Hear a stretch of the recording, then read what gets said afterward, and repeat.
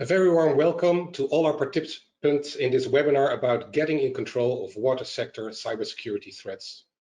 This webinar uses examples of water sector cybersecurity threats, but it is of interest to all organizations within the critical infrastructure. The speaker today will be Sjoerd Peelkamp.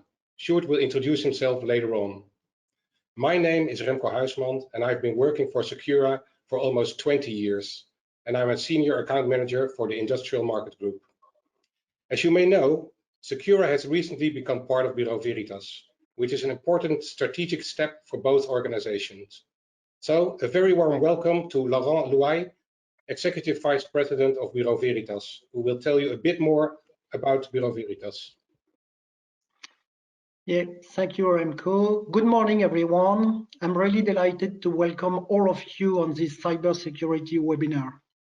Since the beginning of 2021, Bureau Veritas and Secura have decided to join forces, and now Secura is becoming the cornerstone of Bureau Veritas' cybersecurity strategy. As a business-to-business to society company, Bureau Veritas is committed to tackle the world's most pressing challenges. Our mission is to reduce our clients' risks, improve their performance, and help them to meet the challenges of quality, health, safety, environmental protection, and social responsibility. To this end, we have built a suite of services called Bureau Veritas Green Line to support our customers to implement, measure, and achieve their ambition toward sustainability. Today, cybersecurity is obviously at the heart of our customers' challenges, and we are delighted to support you on this critical topic with Secura. So now, Remco, if you want to introduce Secura. Thank you, Laurent. Yes, let's zoom a bit in on the services that Secura can provide. I will only take about 30 seconds of your time for doing this. Sjoerd and I are in the Industrial Market Group, and that's also the water sector is in this Industrial Market Group.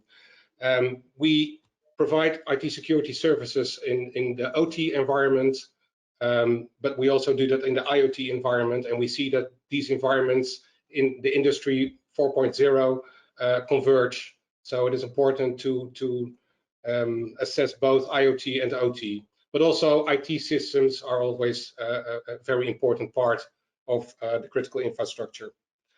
We provide services not only on the technical part, but also process and people. And within our services, we provide services about training and behavior, advisory and audit, assurance and certification, security testing, and we provide tools and forensics. The agenda for today, first we will give an overview of water sector threats. Then we will get into real-world cases. And the most important part, of course, is getting in control of these threats.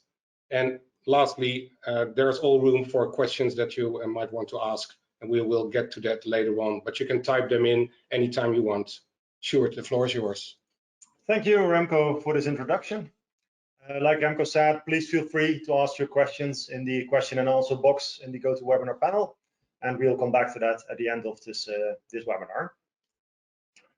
So first on the agenda, I would like to give you an overview of the water sector threats, because if we understand the threats, we all understand what we are protecting for. And water sector threats basically composes of two parts, water sector and threats. So I'll take these two separately. The first one, I don't think I have to explain broadly to you. Most of you are part of the water sector. And we see the water sector as everything that is connected to it. So including water treatment, distribution, water management. And part of it is also classified as a category A vital or critical infrastructure. What we also see is that, like all industrial control systems, it's increasingly digitized, it's networked, it's remotely managed, and it creates a lot of opportunities for cost-effective, resilient, and efficient systems. But we also see that it is increasingly exposed to cyber threats. So now we move from the water sector part to the cybersecurity threats.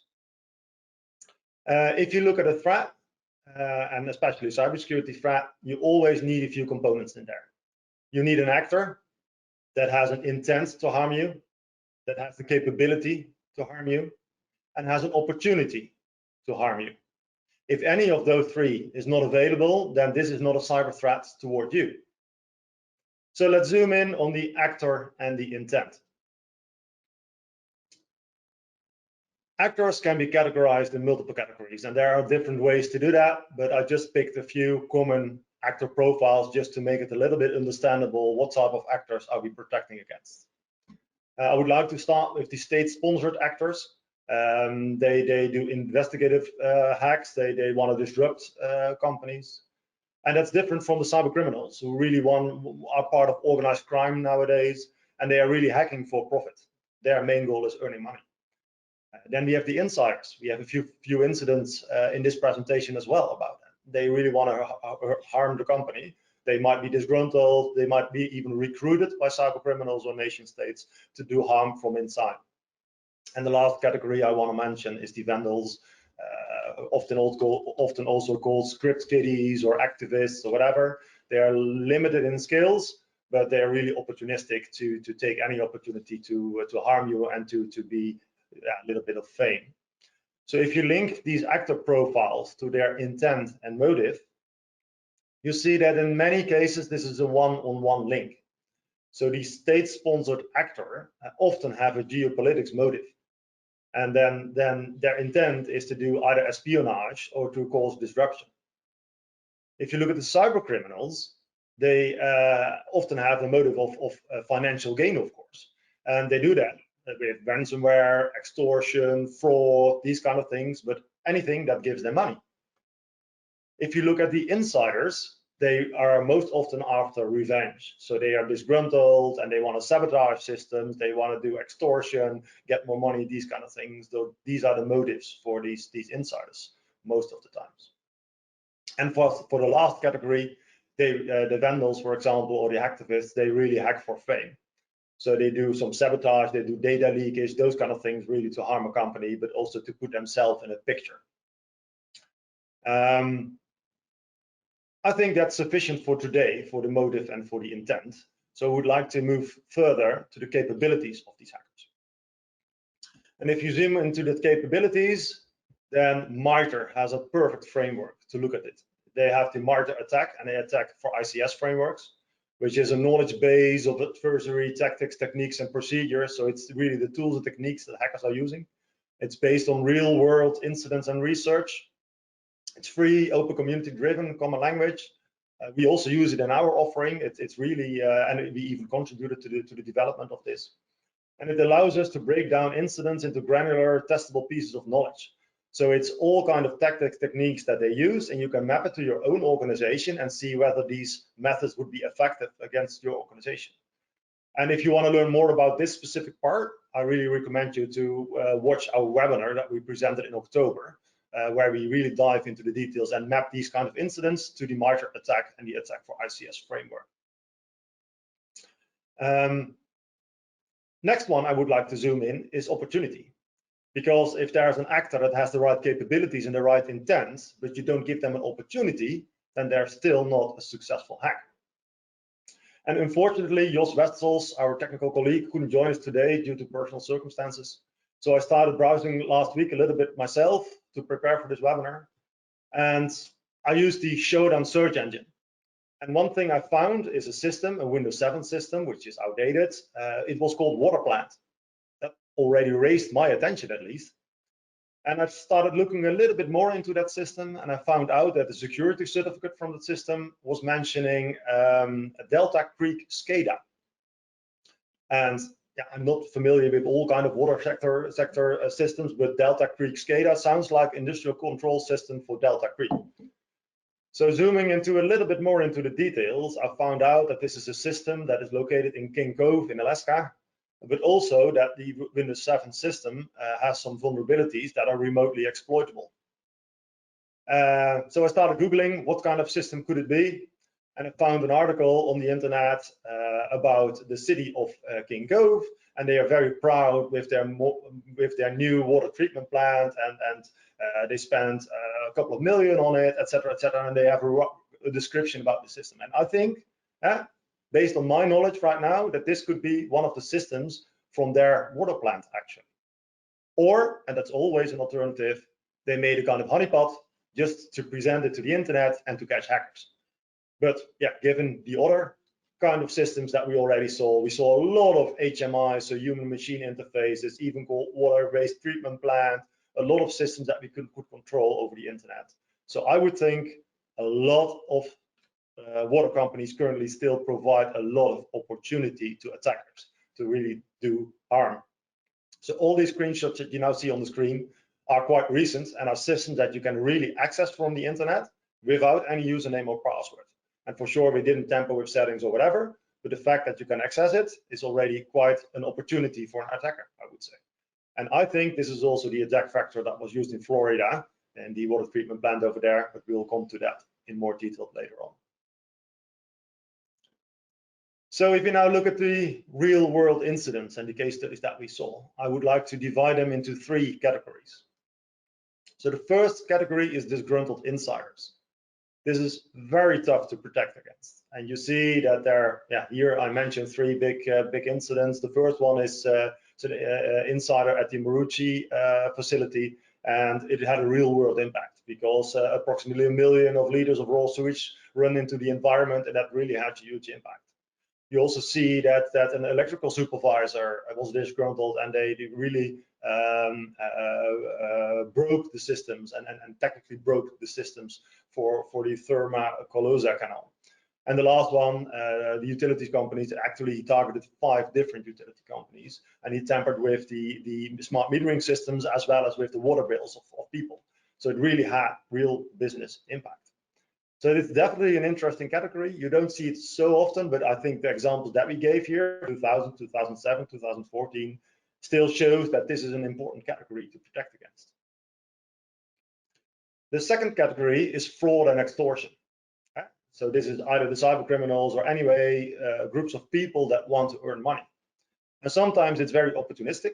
So they deploy ransomware or a crypto miner, like the second example in here, and they just want to earn money in there. And if it's a water board or a water treatment plant, it doesn't matter. It could also be a bank or another company that didn't protect the systems well enough. So I think most of these cases were not really targeted, except from an incident that I will discuss later on in this presentation, where the ransomware attack was following after a hurricane, where the water treatment facilities, of course, were for utmost importance for the health of the people.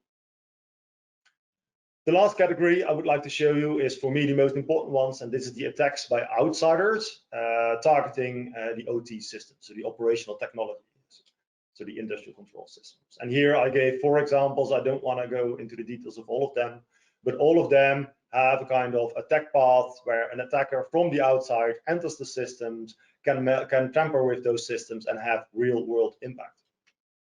And the latest one was in the news at the beginning of this year. It was the Oldsmar water treatment plant. And there you saw that there was even a press conference by the sheriff of this county, and they explained what happened and that they tampered with the chemicals and that they raised it by a factor of 100. So there was real impact. Nevertheless, there are a lot of safety systems and other kind of compensating controls. So this never impacted the health and safety of the people, of course.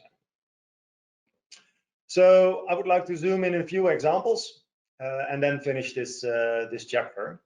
And the first example I would like to take is the Onslow Water and Sewer Authority. And I took this example because this was a staged attack. So what happened in there is they got hit by a ransomware attack, and I think that the ransomware attacks are happening quite a lot nowadays. But it was shortly after the Hurricane Florence. So especially when water is of utmost importance, they were going to disrupt systems, and that might raise the opportunity for them to ask for more money because well, if the urgency is high, the company might be willing to pay in order to get back their systems. So operations of the utility was really critical for the environment at that point in time, and they had good network segmentation in place, and that's a very good measure. So they only could harm the IT systems and they couldn't harm the operational technology systems. So the normal processor and the water management processes could continue without disruption. That's the good news. So what happened actually, they started with a kind of generic malware that infected the network. We don't know how they got into the network, but they started spreading it. And actually the IT experts were already trying to remove this virus.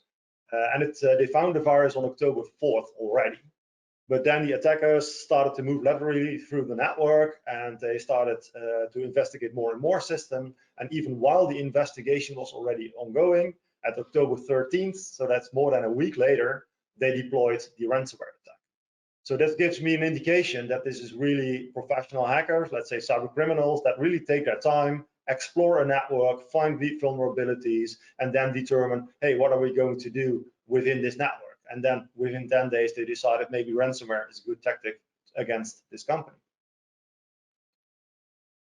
So is it high sophistication? Maybe yes, maybe no. At least they took their time and they prepared well, and they did it in multiple stages, like first infecting and browsing around, moving laterally, and then afterwards in the next stage deploying the ransomware. Also, the timeline of the attacks and the multiple viruses they used indicates that this is not, let's say, the beginners. But it's unknown how they got into the network, whether it was a phishing mail or whatever attack. So that's unfortunately a pity. Second example I want to mention is the water facilities. Like I said, there were a couple of water facilities that were impacted here. And what they saw is some abnormal equipment operations. So they didn't know what was happening, and they actually reported to the authorities, like something is happening, we don't exactly know exactly why. But they also saw that people tried to tamper with the chlorine levels, and if they would have been successful, it could possibly lead to chlorine poisoning, so it would have real-world impact. Nevertheless, also in this case, there are a lot of other safety systems around it, so before this water would reach the customers, actually somebody would have found it. But it could also possibly disrupt the water supply during a heat wave. So although they would have detected it and it would protect the customers from it, they might still have to shut down the systems or stop with the distribution of water because of the incorrect chlorine level. So it could have a real world impact there. So I think it's carefully chosen also at the time of a heat wave, and actually sophisticated enough to really tamper with these chemicals. Nevertheless, we also saw that those process control systems, the programmable logic controllers, they were exposed to the internet. So it was relatively easy for attackers to attack those systems.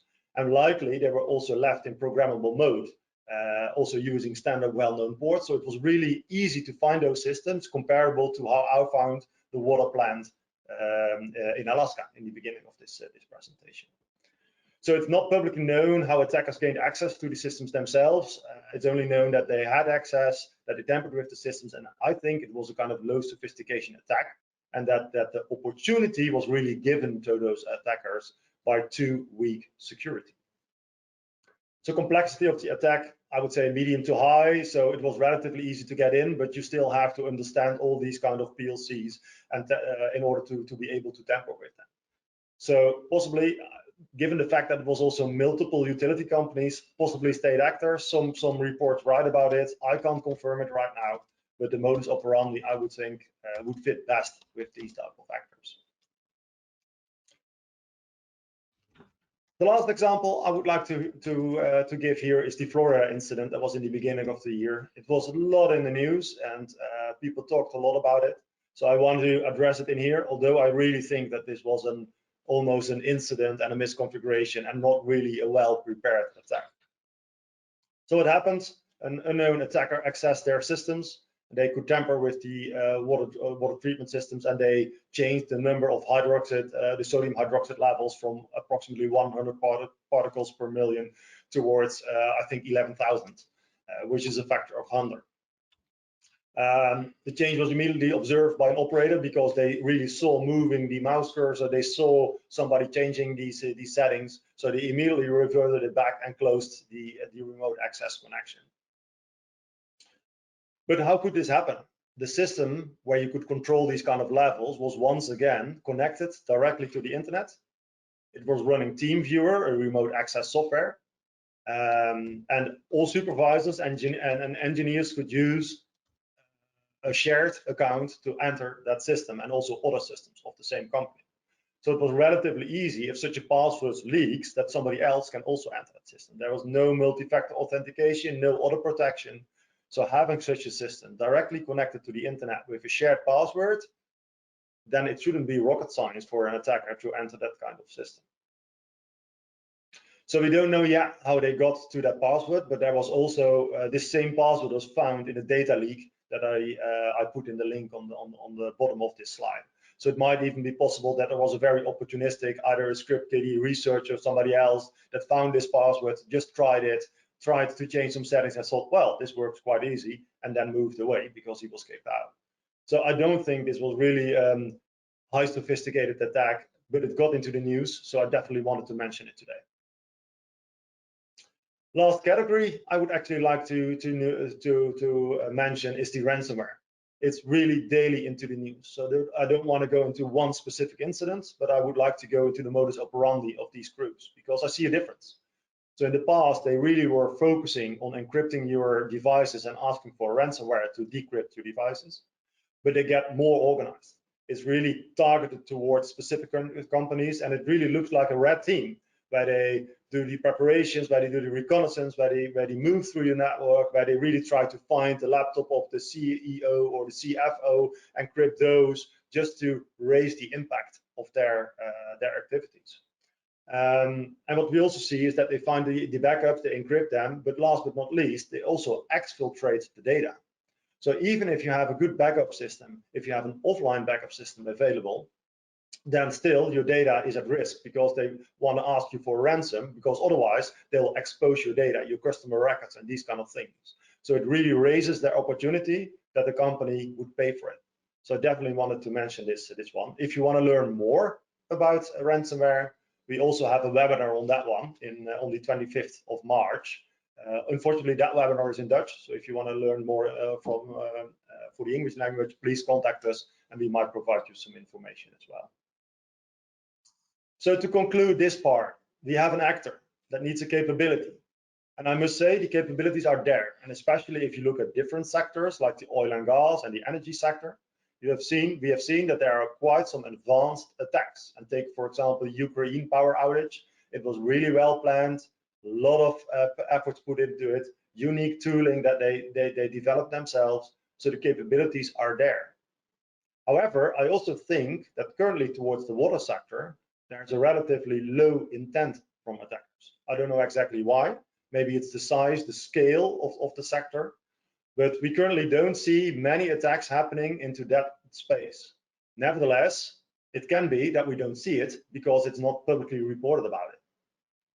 And it can also change quite quickly. So if there are geopolitical reasons to change and focus more on the waterboards, it can really change overnight. So only relying on a lack of intent wouldn't be wise, I would say. So the only part where you can influence is the opportunity. So the example gives that the protection of these assets were quite weak. They were connected to the internet, they had remote access, these kind of things. They shared their passwords, so it really provided an opportunity to the attackers to attack them.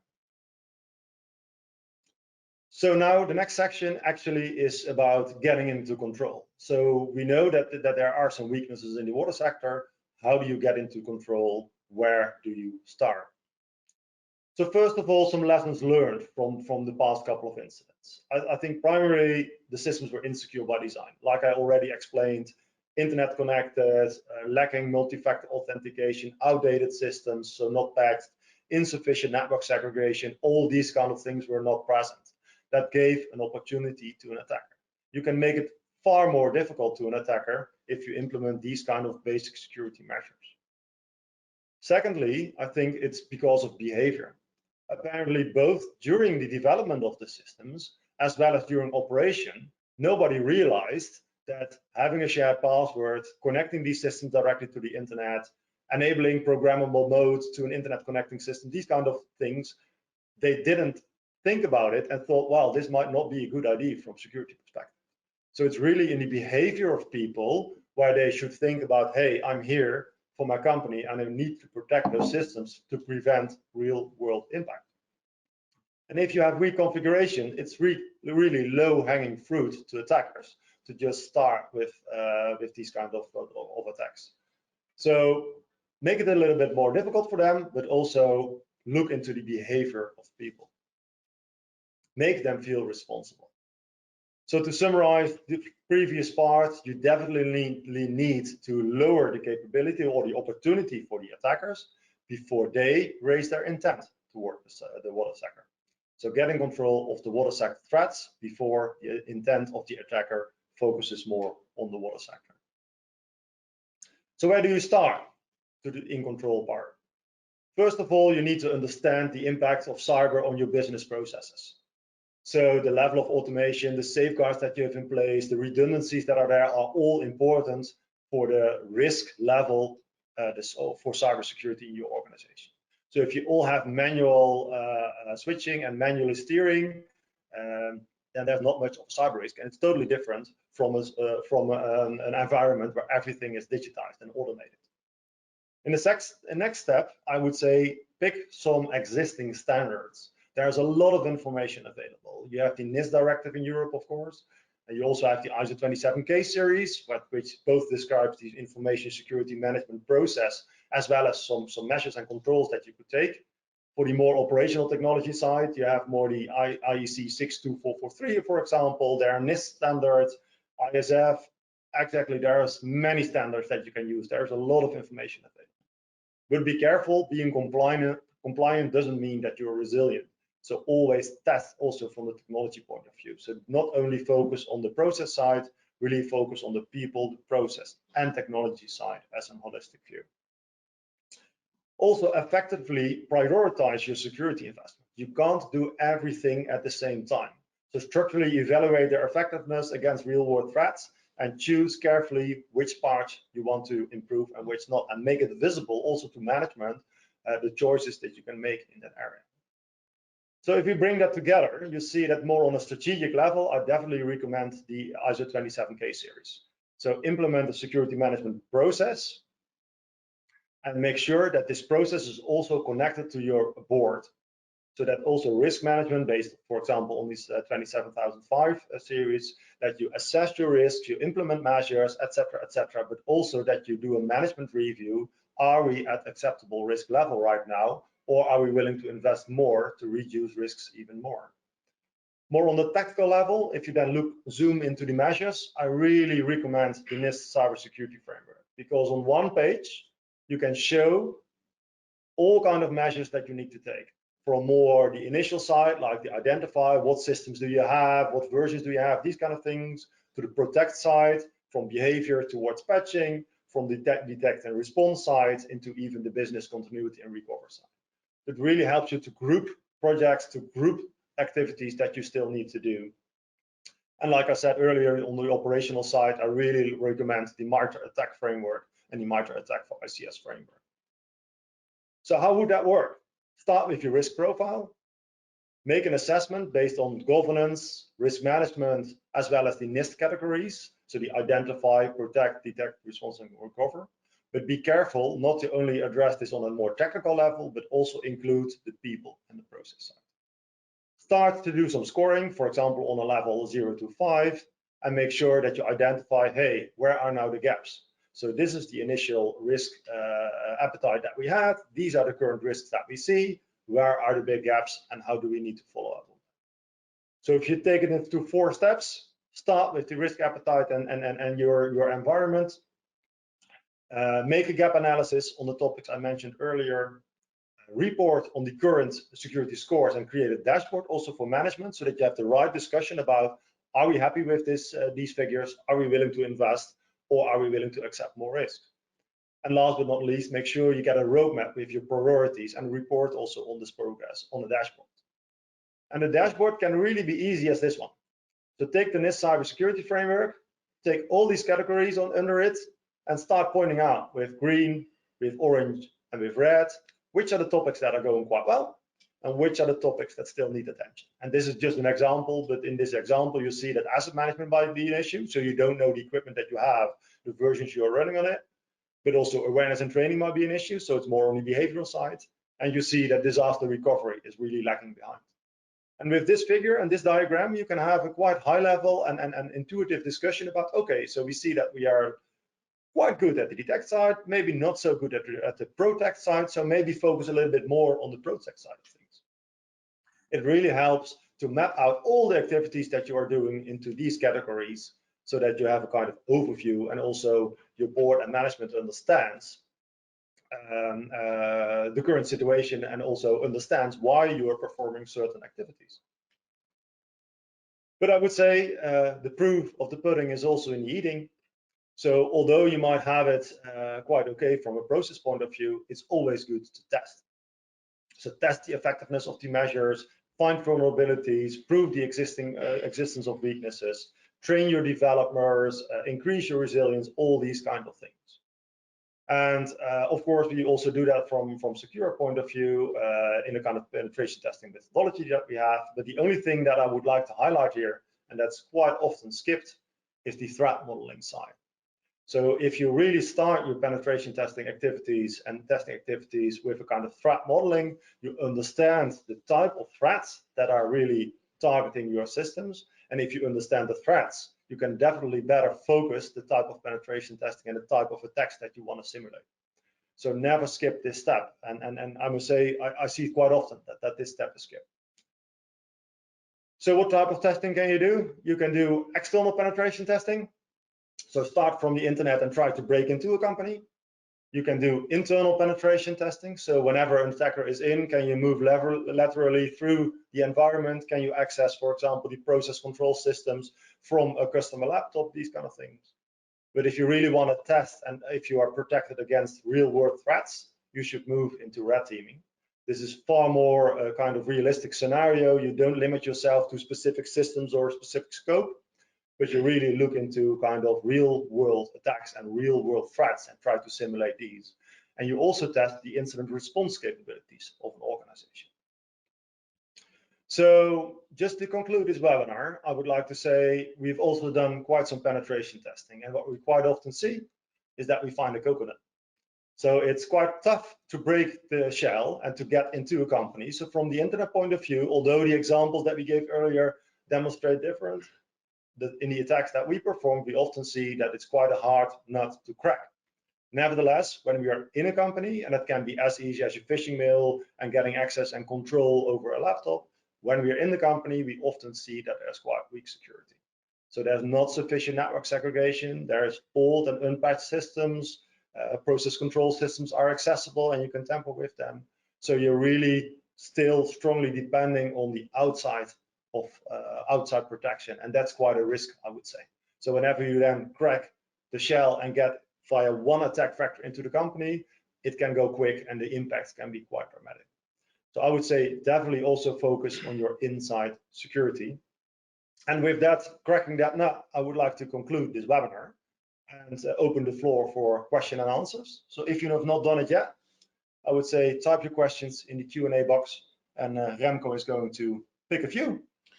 Yes, thank you very much, Stuart, for presenting this webinar. I have a couple of questions. The first is, do you see endpoint detection and response at microsegmentation getting implemented in OT systems? Yes and no. So OT systems are more and more moving to, I would say, more generic IT systems. And the benefit of OT equipment is that they don't change so often. So it's quite predictable what kind of traffic you see in this environment. It's quite predictable the type of software and services that are running over there. So it really helps into doing kind of whitelisting, but also anomaly-based detection that you can't do effectively in an IT environment. So I definitely see it even as an opportunity, but I don't see it implemented so often yet. So it's more onto the monitoring side that we see it for anomaly-based detection. Mm-hmm. We don't see it yet so much on the more EDR type of things. Okay. A participant thanks you for the presentation and asked the question, a lot of it is applicable to all industrial automatic control systems. What is specific different for the water sector? Exactly. So I think the biggest difference is the intent of the attackers. So we've shown that the capabilities are there, and especially in the energy, we also see that these capabilities are used quite often against those energy companies.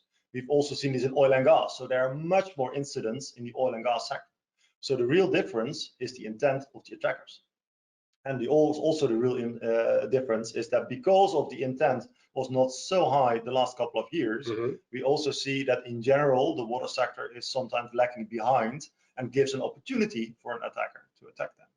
So I think the maturity of security in the water sector is lower than, for example, energy and oil and gas, but also the intent of the attackers is still lower on the water sector. But the new tools, like I said, penetration testing, like getting into control, you can apply them to all kinds of companies in the critical infrastructure. Okay. A question about detection. Do you recommend to have the OT or SIEM SOC separated from the IT SIEM SOC or integrated? Yeah, that's quite a tough question to answer, and really depends on how you're organized within your company. You see more and more companies moving and merging the IT and OT departments, but you also see companies that really have a strict separation between their IT department and their OT department, where the OT part is mainly part of, for example, their asset management environment. And the way how you manage your networks also really depends on how you're going to have these security teams separated. Furthermore, I think that especially in the IT side, it's quite mature. So it's quite easy to also outsource these kind of services to a company that will take care of it. And they will manage your internet infrastructure, they will manage your workplaces, and will immediately call you if there's an incident. For OT security monitoring, this is not yet really, I would say, well developed in the market. So if you want to outsource part of it, you definitely have to split it some way and connect it. If you want to do it in-house, I definitely recommend to take a holistic view and do as much as possible within a similar and same team. So it really depends on the maturity of the company, the amount of resources that you have, and whether you want to do it internally or externally, whether you need to make that split. But my recommendation, keep it as close as possible together. Okay, thank you. Can you propose most suitable solution which we can implement in not only water, but in electoral systems such as dams? That's quite a broad question, so I'm not sure if I understand where it is heading. Yeah. It is. Okay, but perhaps we can contact this person who asked the question later on. That might be a good idea. We can clarify a bit with another question. So feel free to type more details around your question, and maybe we follow up on it later on. Yeah. Do you think that SCADA systems are enough to protect? Are protected enough? No, I think the examples are quite clear. So currently our SCADA systems, the industrial control systems, depends a little bit on the sector. Like I said, in energy, oil and gas, these kind of sectors, you see that is much better protected. But the fact that we can still see so many systems connected to the internet, that we can see the human-machine interfaces where you can tweak with the numbers and the chemicals, that you see them directly connected to the internet. And currently the awareness is not high enough. Nevertheless, I also see a difference that most of the systems that are found are located in the US. So I think in Europe, we are further ahead in protecting those kind of systems than in the US. Nevertheless, in the US, you have many very small companies that really offer their services only to the local county or something like that. So they are also less capable of protecting their systems. And there are much more systems over there than we have in Europe. But it was really surprising to me to find so many systems in the US that might be vulnerable. Yeah. I think we have a very interesting question here that we can get into. And someone asked, we noticed that your organization has tried to enter our systems. Could you tell us something about your intentions? That could be interesting. I think that this must be a Dutch organization, because both in preparation for this webinar, but also as a kind of research project, we were scanning all the IP space in the Netherlands to see if we could find all kind of industrial control systems.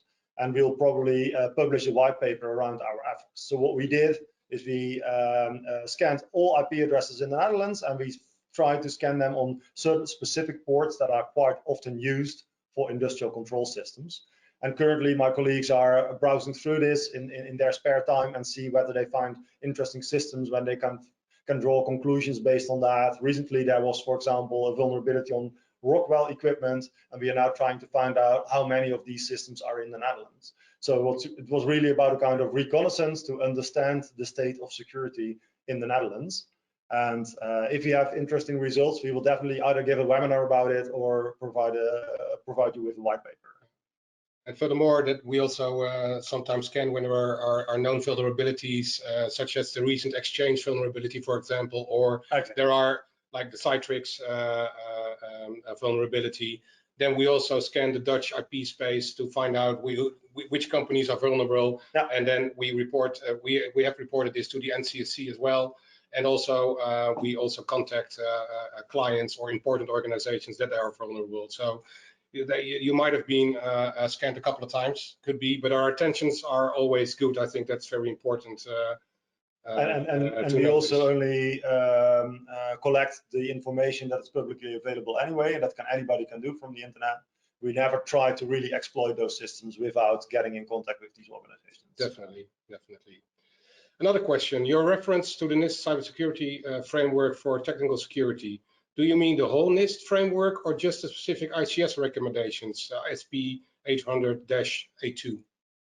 Yeah, I mentioned two things actually. So the 800-52 and 53 are quite important if you look really into the measures. But I mentioned the NIST cybersecurity framework as a kind of dashboarding trick to really provide an overview of all your security activities. And that includes IT part, that includes OT part, but it really gives a high-level overview and immediately makes you visible where the effort should be put into place. And although you might use the NIST cybersecurity framework for your dashboard, you can still get into the more detailed measures, either from the NIST standard, the IEC 62443, ISO 27K series, etc., ISAF standard of good practices. So there are many places where you can really get your measures, but grouping them into categories and making sure that you present them in a kind of overview, where are you lacking behind and where are you okay? That's the power of the NIST cybersecurity framework, in my opinion. Clear. I get back on the previous question. Yeah. You mentioned the white paper, and someone is asking when do you publish, or when you were expecting to publishing it? For the OT scanning part of, to be honest, we don't know. It also depends a little bit on the availability of our consultants. So we do it in our spare time. So I can't promise anything, but as we now probably have your mail address, we'll keep you updated if you have something interested. Okay. Another question about vulnerability scanners, and if they are effective in OT environment. Also, that really depends on your environment. Of course, you have the Purdue model where you have more, let's say, the IT side, the OT side, and also within OT side you have multiple layers, I would say, if you implement it well. So I would say on the more IT-oriented layers, yes, they might be effective, and the risk of deploying there are also limited. On the more, let's say, the closer you get towards your PLCs, RTUs, and these kind of things, I wouldn't recommend actively scanning for vulnerabilities. I would do it more passively, where you sniff on the network traffic and you see the type of traffic that is going by, and draw your conclusions based on that information. So actively scanning within, let's say, the RTU and PLC environment, I wouldn't do it. Okay. The final question we're getting to, and that is, can we get a copy of the presentation? Yes, this webinar is also recorded.